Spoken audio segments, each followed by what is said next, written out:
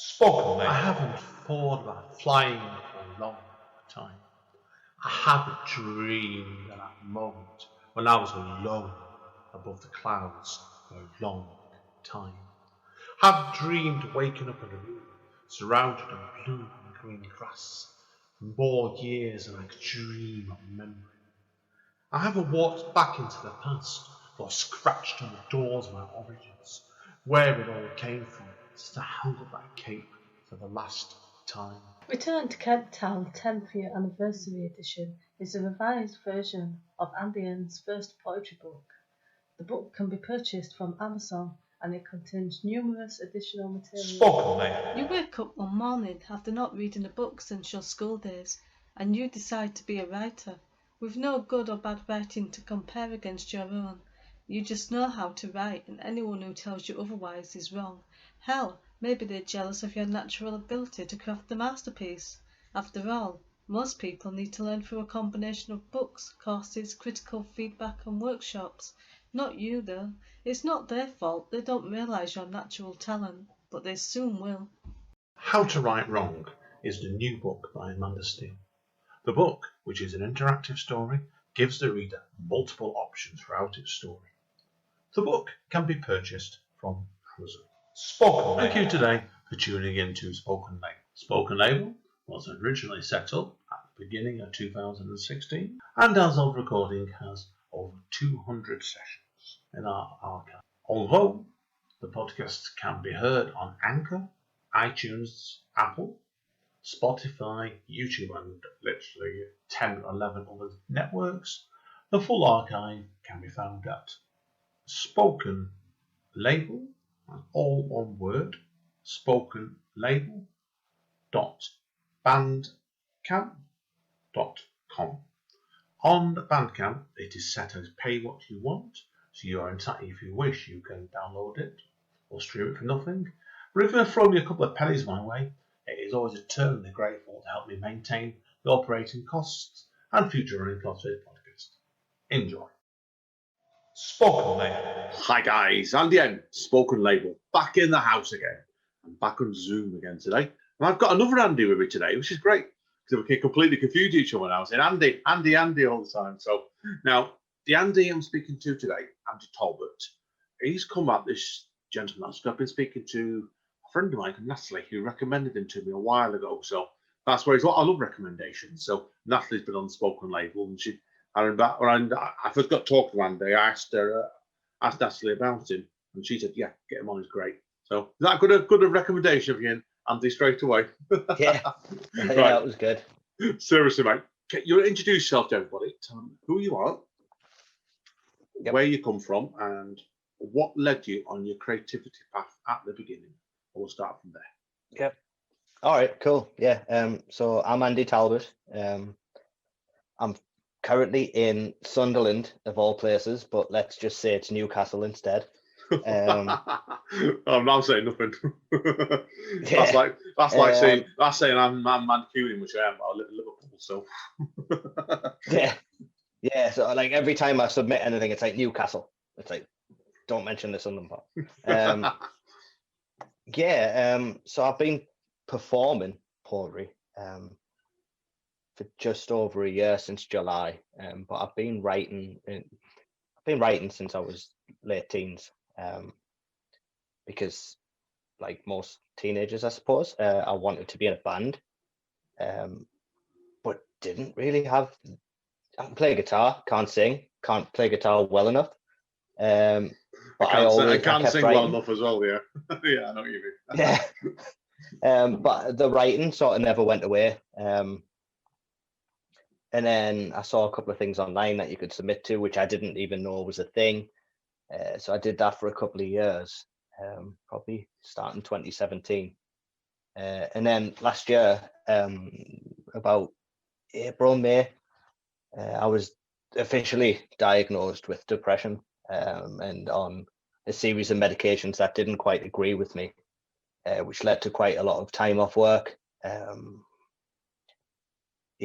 And then when I ended up going back to work after quite a considerable length of time, I was slightly dejected and fed up with being there. The first day I went back, I remember getting the handover and introduction, what I've missed and whatnot. And I was just staring into space. I was like, I need to do something. Like, I need to do something else. I need something different. So I literally took myself to the bathroom. This is going somewhere. Bear with me. Yeah, that's fine. Mate. That's, It's your yeah, story, mate. I'm all right with it. Yeah. And I decided to look for local open mics. And I managed to find one in Whitley Bay that Thursday. And I basically said to myself, you're going to do that. I don't care if you cry. I don't care what happens. You're going there. You're performing at least one poem. And no matter what, that is what's happening. Which is strange thinking back, because that is so out of my comfort zone and something that I haven't even, or hadn't to that point, considered. Wow. Yeah, I still don't know where it came from. But yeah, I went up, got extremely nervous and a little bit tipsy. As you do first time. I remember my Yeah. first time. Oh, yeah. But I did it, and people actually clapped. And looking back, the claps actually did seem genuine, which was cool. But oh, it was amazing. Like, if I hadn't have told myself, no matter what you do in this, there was a good chance that I probably wouldn't have. But something just clicked, and I was like, you are doing this. This is a fact. And yeah, I've never shook so much in my life. I remember my first time. I was the same, mate.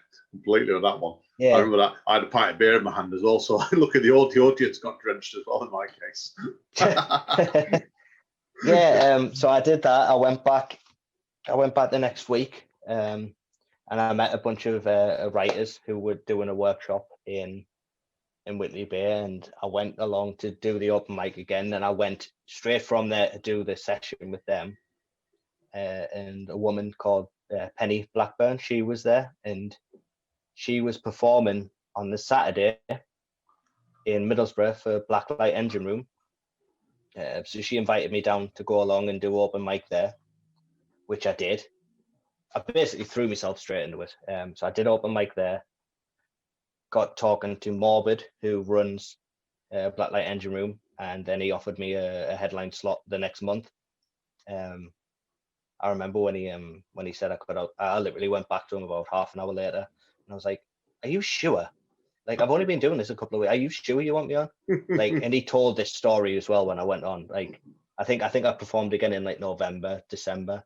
Wow. And he mentioned that, and he was like, "Oh, like when I told him, he was nearly crying." He's like, "He's not wrong." I genuinely, I was like, I couldn't believe it. Like, yeah, the first couple of months, I mean, all of it's been crazy because there's a really good scene up here.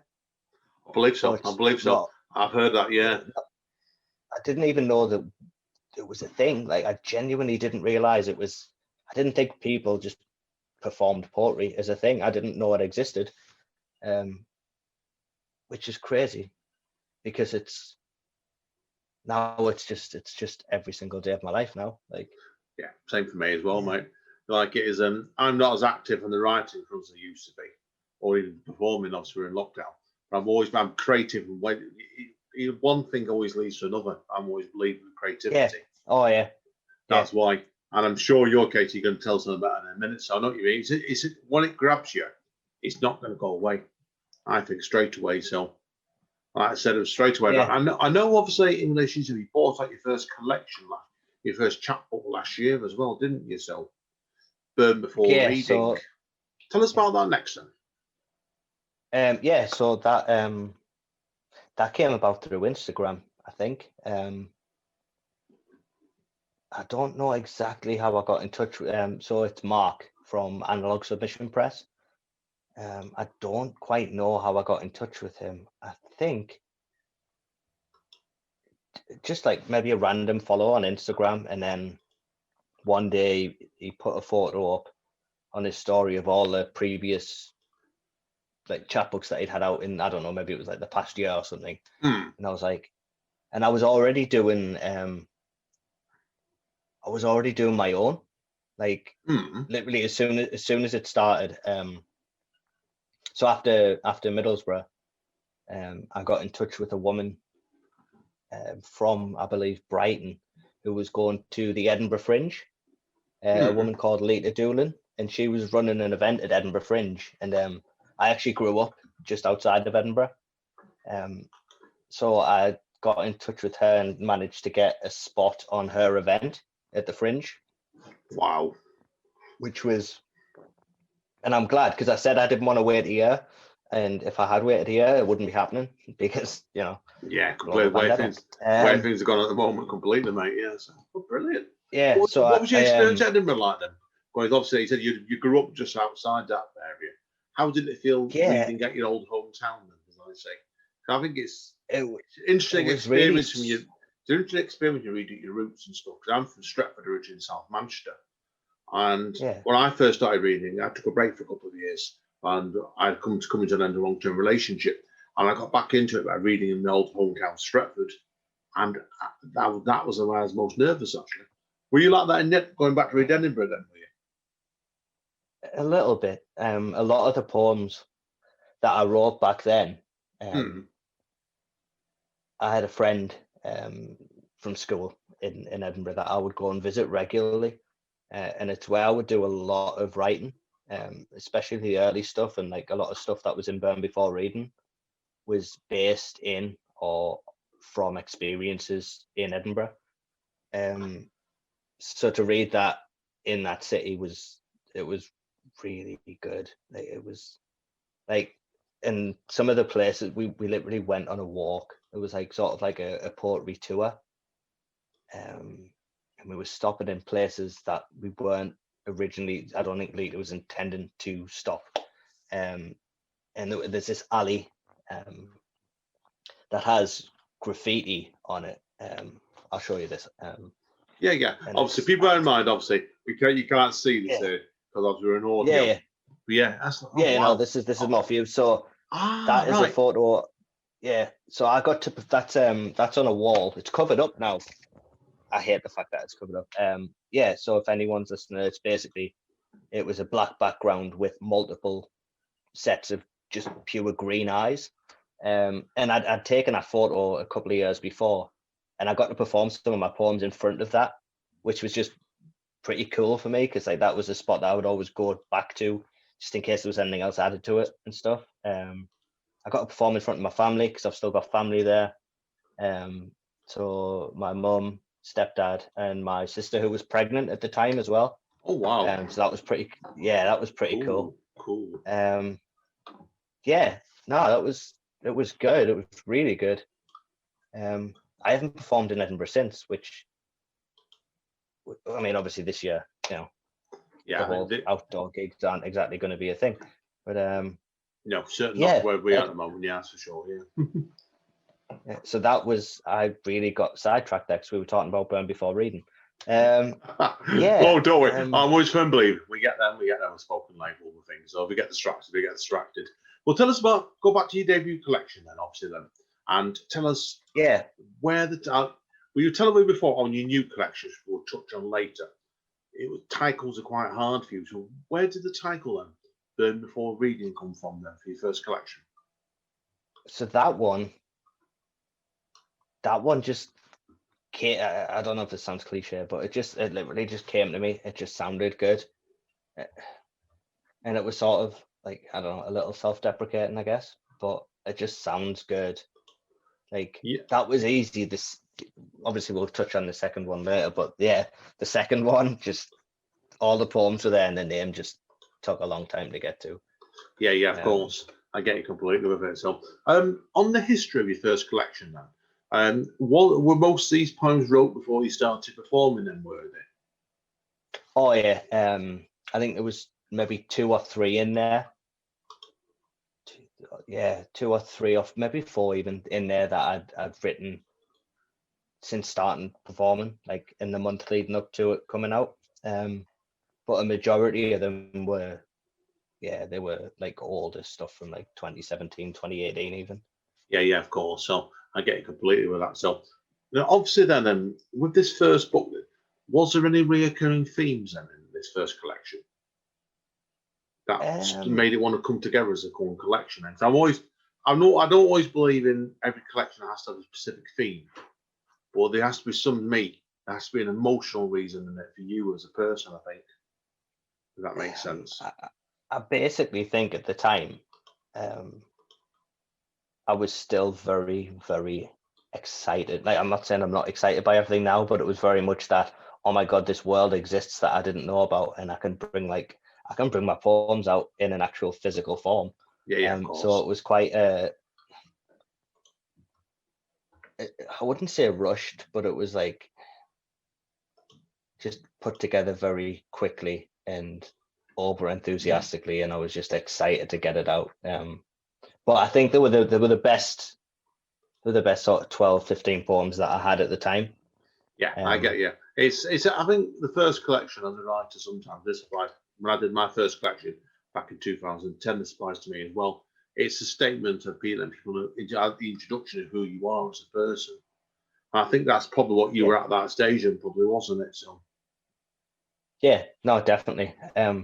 Yeah, it's definitely sort of the style, I think, from what I was writing then and before to what I'm writing now is quite different, I think.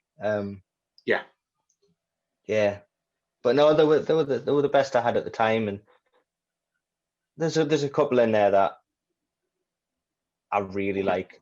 Not so much in terms of quality, just in terms of personal meaning. Yeah, I'll get you completely with that. Yeah, I understand you completely with that. So now, obviously, now we're going here today to really talk about your second collection, aren't we? Which I think has got a fantastic title on it, which of course is Old Wounds, New Skin. Now, this has come out, you said told me in July, didn't you? Just only fairly relatively recently. So, yeah. Okay, I know you had trouble with the title on this one then. Tell us about is there any way that the title seemed to, how do we got the title from eventually? Yeah, so I sent off like a first draft to Mark from Analog. All the poems were written between March and June in literally during lockdown. I was furloughed, so I did was do online pottery gigs and write. It was at this, obviously I know that this year is terrible, but for me personally it's been brilliant. Like, it is, like, especially when I compare it to last year, like, because last year was something. But this year, like, yeah, I was just writing constantly, and yeah, I got a good bunch of poems together, and I was like, I wonder if Mark would be up for doing another one. So when I had about 8 or 9 that I really liked, I got in touch with him, and yeah, I sent them off to him, but I couldn't come up with a title. And then I wrote another poem that I ended up calling Old Wounds, New Skin. But obviously that wasn't in the book at the time. So before it was, like, literally, I think a week before it was due to like get printed, like, we'd already sorted it, like everything was finalized. I was like, okay, I need to take a couple of poems out and I need to add this one in, and that's the title as well. And he was cool, like, it was so cool with it. Yeah, no, it all came together in the end. Yeah, it was just different. I can't remember any of the other ones, but I had a list of like 4 or 5, and I've looked back on them recently, and they were terrible. They were so bad. At least you're honest yourself, mate. As I'm always a firm believer in writing. Well, they always say writers are their own worst critics. Oh, that I am. I think I am as well, so I know exactly what you mean there with that. So, did you find then, obviously, I'm going to ask you the obvious cliche question here, Andy, next. Is on your 2 collections, did you find did you see, when you look back and compare them both, do you feel like you've changed much as a writer and as a person? Yeah, a lot. So literally I think it was the week before lockdown, in early March, I took part in the Great Northern Slam, which was a very last minute thing. I was sort of like a stand-in. Someone pulled out last minute. I had to take an emergency holiday from work. As you do, yeah, I've done that before. Well, so yeah, I went in the next day, and my boss was like, "Oh, I didn't realize it was for pottery." I mean, I didn't realize he even knew I did pottery. And I was like, to be fair, I got to perform in front of 200 people. I did terrible. I finished dead last. But I was like, I couldn't. Oh no, it's genuinely, it's the best. That event changed a lot about how I performed and how I realized I could write to perform rather than, I think before this I was writing purely for the page because I never had any intention to perform. Yeah, of course, I get you. So seeing the way other people performed, I think when you write page poetry, obviously when you're writing to perform, you're going through it as you're writing it, so you know how it sounds, rather than, and you're putting more emphasis on certain parts, and there's a lot more sort of active emotion, like, expression, I guess. Yeah, of course, yeah. So basically, I just put together a bunch of poems that I was really comfortable performing, and then just put them on the page. But no, that was such a good experience. Like I say, I finished dead last, but it's definitely, it gave me a confidence. I don't know whether it was. It certainly wasn't from. It's an interesting way to look at it, because like it was some people I know that have done that. It might have put them off ever going back on stage again. But respect to you, I think it's set of. Tell me if I'm wrong with this. It feels like you put a fire in your belly, did it? Make you feel right. That's not stopping me. That's what it sounded like to me. Yes. And, it's interesting. Yeah, so I wouldn't say I was like, this is going to sound, I don't know if this is going to sound bad, but I don't know if I was anti-slam poetry before that, or whether I just hadn't, because it was also new. I didn't realize performing was a thing to begin with, but then people were performing competitively, and I was like, how is that even a thing? But then I've been to a couple before that, but I don't know. I don't know what it was. Like, it was good. Everyone. Like, I mean, there was a lot of familiar faces there, but it was just so good to see the way people performed, and yeah, it just changed the way I sort of approached writing. It really did. Yeah, I think it does, because I've only done one slam myself. It was some years ago, wasn't it? I actually won it, but I came away afterwards, and I turned down the second round. I just didn't fancy it. The one I did, I remember it well, where I went in there and there's a couple hundred people, and everybody was absolutely raving drunk they were. And I thought to myself, no way am I doing that again. Are you living, you learn? Definitely, I get completely with it. So now, obviously, I know obviously you've been in, we've both been in lockdown, obviously, for quite some time now. And how have you found doing readings on Zoom then for yourself? Then have you found that quite an interesting, different experience? Yeah, it's been. At first, it was really weird. Like, I set the camera up so I could be stood up to perform. So like, it was just waist up that people could see, because you should all apparently, like, I got told so many times, like, I'd come off stage and people would be like, why were you sat down? Like, don't do it. But now it's like, you can't stand. I mean, I have stood up a few times just to sort of get back into the habit, I guess. Yeah, of course. But it's a lot of sitting down in front of a camera, which is, the performance side's fine. Like, it's just, I think it's brilliant. Like, I really don't know how I would have. I mean, I would have found a way to cope with it, but it's been amazing. Most of my closest friends. It's been a very different experience, I think, for everybody, really. So yeah, I get what you mean. I mean, this wouldn't be happening if it wasn't for Zoom, So, like, oh God, yeah, completely. Because prior to, it's common knowledge of spoken language, up to before I did, before we had lockdown, I hadn't used Zoom before, and I'd done about 120 odd sessions using telephone, Skype, in person, all kinds of means, not Zoom.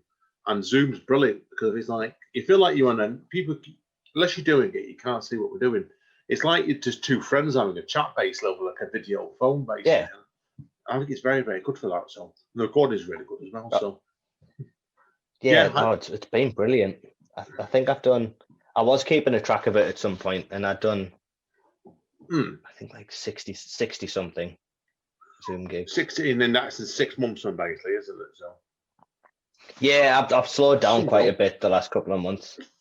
some going, But, like what were you doing? I'll be interesting. Were you doing like what 4 or 5 a week at one point? Then? yeah, I was doing a lot. I think Impressive, mate. the busiest week I had, I if I remember this correctly, Monday was Gateshead, Tuesday was Whitley Bay, Wednesday was York, and then was it? I don't know whether I did York and then Leeds. I might have done York and Leeds the same week. Yes, I did. Wow. And then I had the Friday off, and then one in Newcastle on the Saturday, and then one in Middlesbrough on the Saturday night. God. Yeah, it took over. It was just. Oh God, yeah. It was like. It's the best thing that I've ever done. Like I said, last year was a write-off apart from Portry. Like it was terrible. Yeah. But I think if I found when I'm doing Zoom myself, like I've done lock gigs myself, and it locked, and not to your level, but every region you go into on Zoom, you're meeting people you haven't met before. I love that. Oh yeah. Like I've done one recently, and I'm not going to name the night, where we had a poet from Russia, one from Nigeria, and one from Australia in the audience, all from their very country come to read. Oh, that's amazing. The Russian one was astonishing. It was a cracking poet he was. Like he's great because he lets you see all people's outlooks and opinions. It's brilliant for that one, certainly. So like I said with that, so straight away. Now, obviously, I know obviously you were telling me before as well that you do some work, don't you, for a magazine as well? Is it Periwinkle Literacy Magazine? Tell us about that. I know you're a poetry editor and a submission reader, aren't you? Yeah, I am. So initially I was just a submissions reader. But I don't exactly know what happened, but whoever was poetry editor at the time had to step away and not do it anymore. And I just offered to help. Just somebody had to do it, so I thought, why not me? But yeah, the first issue, I can't remember when the first issue came out.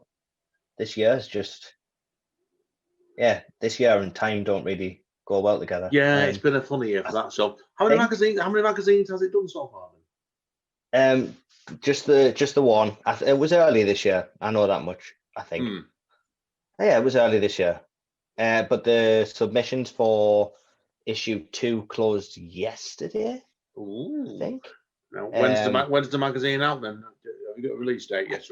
I don't know exactly when it's out, but I've done all of my stuff for it, so all the poetry's good to go. It's just a case of waiting to see what happens with the rest of it. Yeah, I suppose one of the things that's going to probably, hopefully, you'd probably think just for Christmas time then, wouldn't you? So, well, fingers crossed. Yeah, definitely. So, okay, last bit of the conversation I'll ask you about today, Andy, is I always like asking this, or second to last. What plans do you have for the future you can reveal? Oh. I think plans in this year, sort of. Yeah, okay. What do you have anything going forward for 2021 then? Let's say it that way, okay? I'm just excited to get back out there. And we all are really, because like I said, particularly I don't know what it's like where you are, but it looks like we're going back into almost complete lockdown at the moment in Manchester fairly soon, truth be told again. So, and I suspect where you are, you probably will be as well. Yeah, we're on a local lockdown, so we're not allowed to see anyone from another household.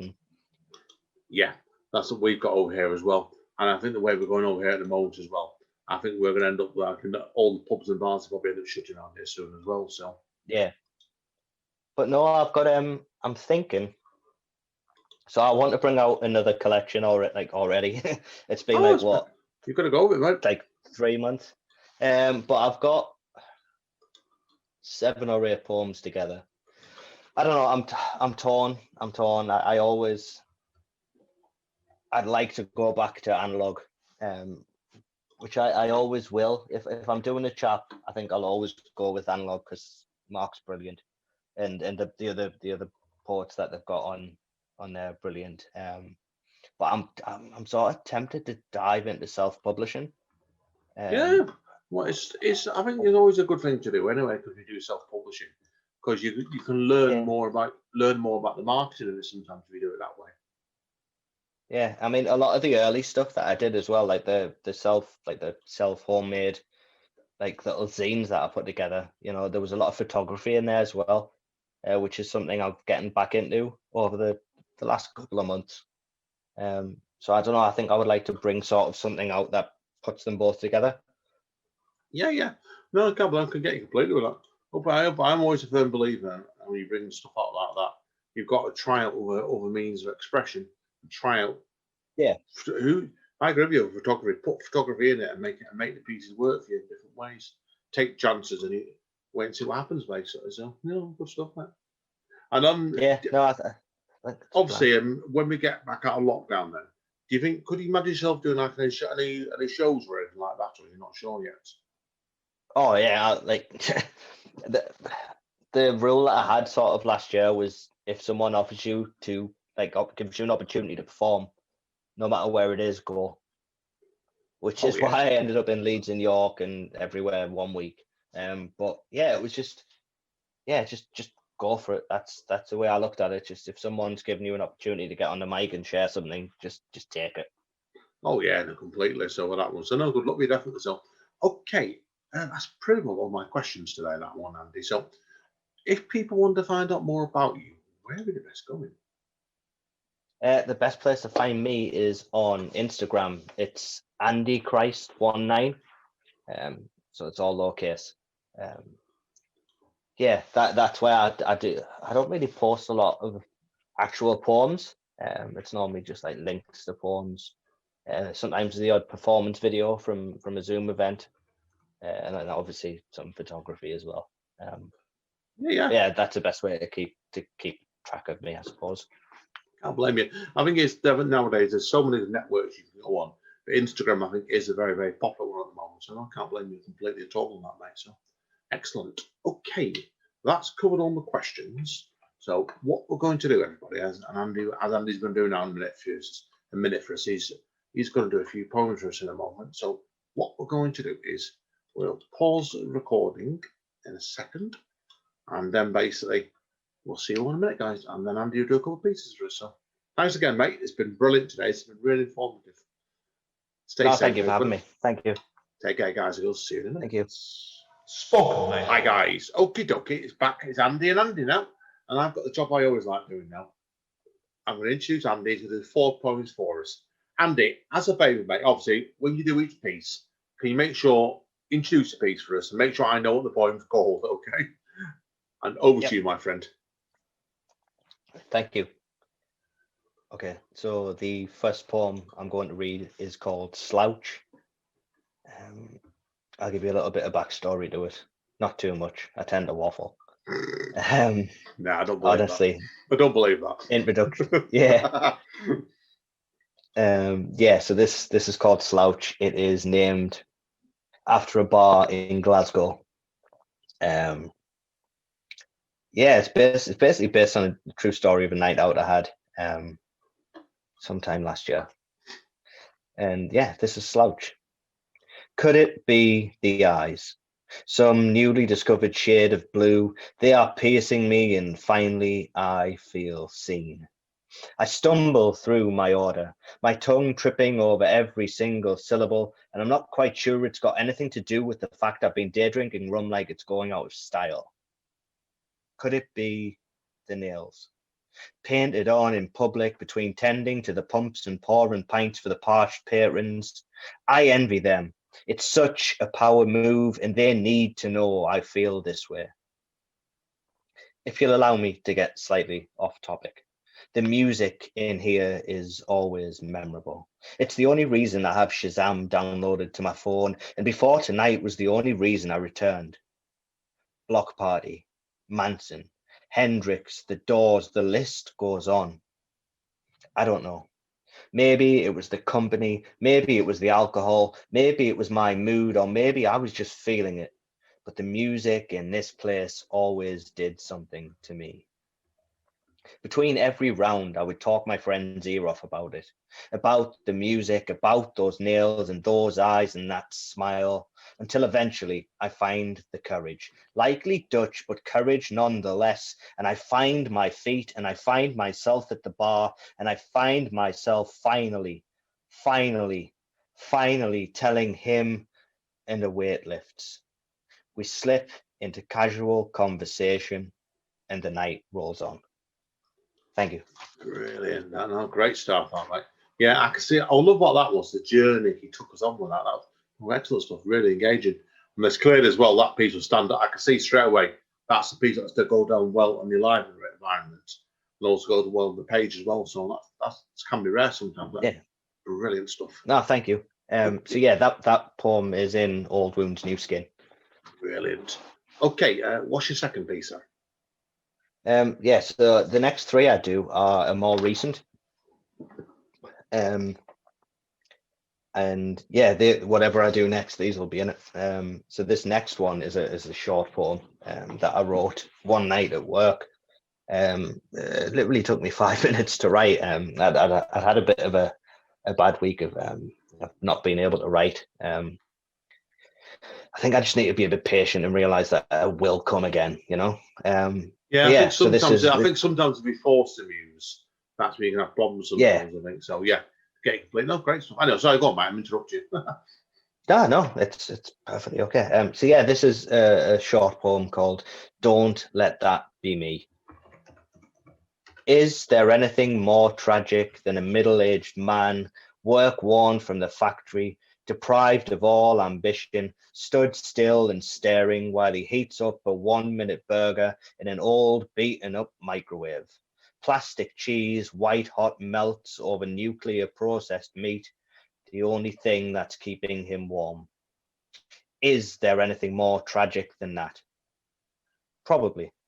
But in this moment, seeing it happen right before my eyes, I'm not so sure that there is. Thanks. Oh, blimey, that is quick, that one. I see what you mean there. Excellent, mate. Really, Yeah. no. Yeah, I like the thought behind that as well. So, really good piece. I think it's good as well because it's a change in tone from your first piece as well. So, so I've tried to pick. When you told me earlier on that I would be performing some poems, I was like, okay, I need to try and like pick a bit of a range, you know. Yeah. No, it works very well. That definitely. I'm looking forward to hearing number 3 now. So, over to you, thank mate. you. Thank you. This is a poem. I can't actually remember when I wrote this. It must be after Old Wounds. Otherwise, I probably would have put that in. I think it was probably written not too long after Slouch. Note to self. Before you start, lock the door, shut the blinds, draw the curtains, and remember where everything is, as it was, and as it must be when we're done. Take photos of the order of clothes to make sure all is as it should be. Be certain to note which hanger and which way it's hung. Can't be too careful, though it's not like she'd notice. See what's on offer tonight. Curse her for taking my favourite shade, find my solitary brush, and resign myself to making the best of what has been left behind. Another vital rule. Always upstairs, never downstairs. And no matter what, no matter how cocky you get, never on the stairs. That would be one way to let her know, wouldn't it? Before she's ready and before I'm ready, the key turns, the door opens, her jaw opens, and I'm just lying there, looking absolutely stunning, but in need of severe medical attention. But above all else, before we begin, make sure wipes and remover are available. Can't risk her catching me with my eyes closed and her pants down. Thanks. Fantastic. That last line's really poignant in there as well, actually. Thanks. Really powerful, mate. Great stuff. Okay, now we're on to the big conclusion now, aren't we? As I would say, so this is the big finale. This is a very recent one. It doesn't have a title, but the working title I'm using, I guess, is Landlocked. Yeah, so I'll just dive right in. Landlocked. I've been thinking about you again. You chasing nameless children around our would-be home, and I thought you should know it's often where my mind goes. Or should that be went? We'd live on the coast, go for early morning drives, the sun begins to rise, and I am captivated, completely spellbound by your tired, waking eyes. Am I dreaming? Because these days the passenger seat is mostly empty, and I can relate. And I wonder if you ever came to terms with settling. I wonder if you can live with yourself, knowing you need more, deserve more, had more right within your grasp if only you'd held a little tighter. We both know you need the water, be that crashing waves or steady stream. We both know that all he ever gave you was sand, and all you can do now is feed it to the hourglass and watch the seconds slowly, slowly, slowly pass by. These days, I try not to think about you or about those children and their names, resigned to the fact I'll never know what they are or why you chose them. Thank you. Oh, excellent stuff, that, mate. No, really poignant, that one. Great stuff, mate. Okay, anyway, Thank you. I really enjoyed the fall today there, Andy. It was absolutely fantastic. Real great selection of work there. So anybody's well worth checking Andy's work out, definitely. I've read some of his other stuff. He's a very, very talented young man. So, okay, Andy, hang around. I need to speak to you off mic. But this is Andy. Thank you again today. It's been a pleasure. Really, really enjoyed it. No, thanks for having me. No, it's been brilliant. I've really enjoyed it. Thank you. Yeah, you can tell. It's been great. Sometimes we've never met before. And it's great doing these sort of sessions. No, we haven't.